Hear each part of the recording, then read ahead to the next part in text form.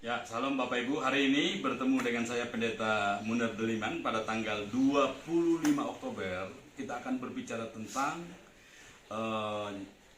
pilihan yang tak terelakkan, saudara. Anak-anak kerajaan harus dan sudah memilih pilihan walaupun pilihan ini mungkin begitu berat dan sulit. Saudaraku, ada 4 macam pilihan yang harus kita pilih di dalam anak kerajaan. Di dalam Matius pasal yang ke-7 ayat yang ke-13 dan 14 itu. Mari silakan dibacakan. Masuklah melalui pintu yang sesak itu, karena lebarlah pintu dan luruslah jalan yang menuju kepada kebinasaan, dan banyak orang yang masuk melaluinya. Karena sesaklah pintu dan sempitlah jalan yang menuju kepada kehidupan, dan sedikit orang yang mendapatinya. Ya, saudara, saya seringkali mengajarkan tentang aturan-aturan kerajaan ini. Ada 2 macam pilihan, ada 2 macam standar, bahkan ada 2 macam kelompok atau kehidupan manusia, saudaraku. Di dalam Matius ini sangat menegaskan kehidupan antara kehidupan duniawi dengan kehidupan kerajaan itu sendiri. Nah, hari ini, saudaraku, kita akan belajar tentang 2 macam pilihan itu, atau pilihan yang tak terelakkan, yang bagaimanapun kita harus memilih, saudaraku. Ada 2 macam jalan, saudara. Jalan orang fasik dan jalan orang benar.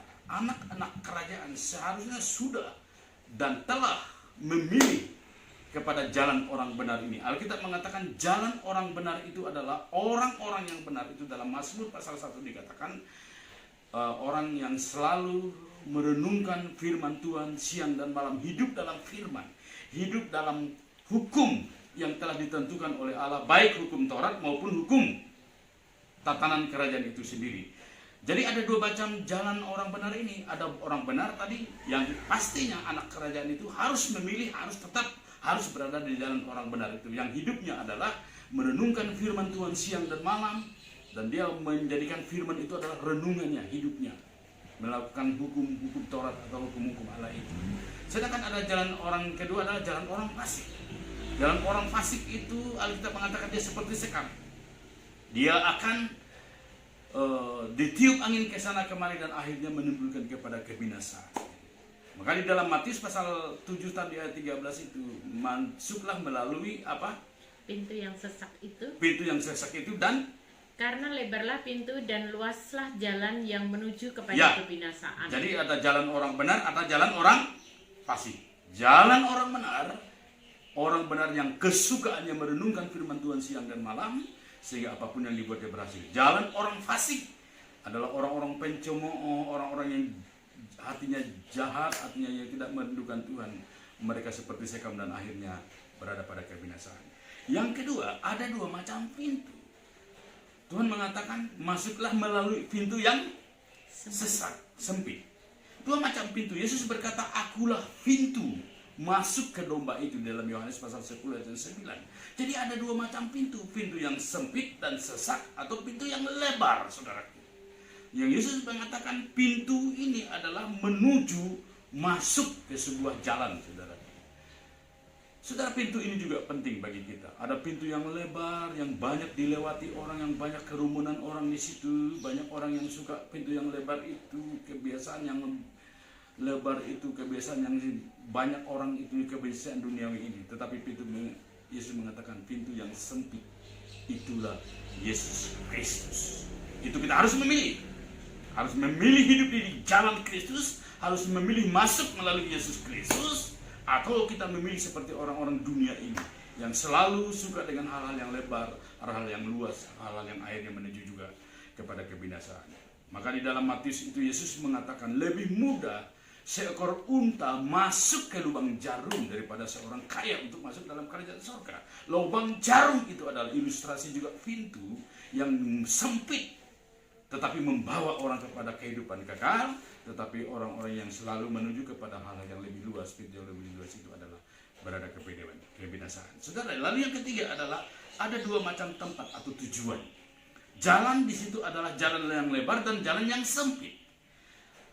Yesus mengkhotbahkan, mengajarkan kepada murid-muridnya ada 2 macam jalan atau 2 macam tujuan hidup saudara. Ada satu tujuan yang jalannya luas tetapi berada menuju kepada kebinasaan. Tapi ada jalan yang sempit, artinya juga menuju kepada hidup yang kekal. Dan saudara, ini sering dikotbahkan kepada orang lain. Kita tidak bisa memilih atau kita tidak bisa netral. Kita harus memilih salah satu itu. Dan saya percaya anak kerajaan ini memilih jalan yang sempit itu yang menuju kepada kehidupan kekal. Ingat sekali lagi, ada dua macam tujuan. Tujuan jalan yang sempit yaitu surga, tujuan jalan yang luas, lebar itu adalah kebinasaan atau neraka. Dan yang keempat adalah ada dua macam kelompok manusia. Nah, perhatikan baik-baik. Ada anak-anak kerajaan, ada kelompok manusia yaitu anak-anak kafir, anak-anak binasa, saudaraku. Mereka akan masuk melalui jalan tadi, yang anak-anak kerajaan pasti melalui masuk kepada tujuan jalan yang sempit itu. Anak-anak binasa atau anak-anak dunia atau anak-anak kafir fasik ini akan masuk, kelompok manusia ini akan masuk kepada jalan yang lebar atau pintu yang lebar tadi, saudara. Dengar baik-baik. Anda tidak bisa tidak memilih.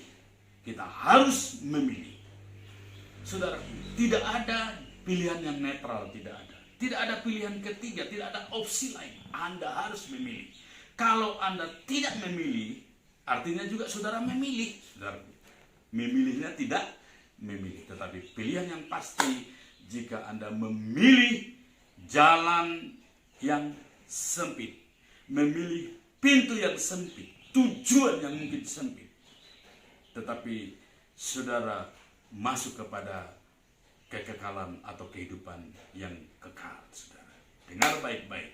Pilihanmu hari ini menentukan masa hidupmu sekarang dan menentukan masa hidup yang akan datang, saudara. Anak-anak kerajaan harus memilih jalan yang benar, pintu yang sempit, atau menjadi masuk dalam kelompok orang-orang yang memiliki tujuan kepada kekekalan. Tema kita hari ini adalah pilihan yang tak terelakkan. Saudara, kalau kita harus memilih, pilihlah jalan yang sempit itu. Lukas pasal 13 ayat 24. Mari silakan dibaca. Jawab Yesus kepada orang-orang di situ, berjuanglah untuk masuk melalui pintu yang sesak itu, sebab aku berkata kepadamu, banyak orang yang akan berusaha untuk masuk, tetapi tidak akan dapat. Ya, berjuanglah masuk melalui pintu yang sesak itu. Pilihanmu hari ini menentukan masa depanmu sekarang dan yang akan datang. Tuhan Yesus memberkati. Haleluya.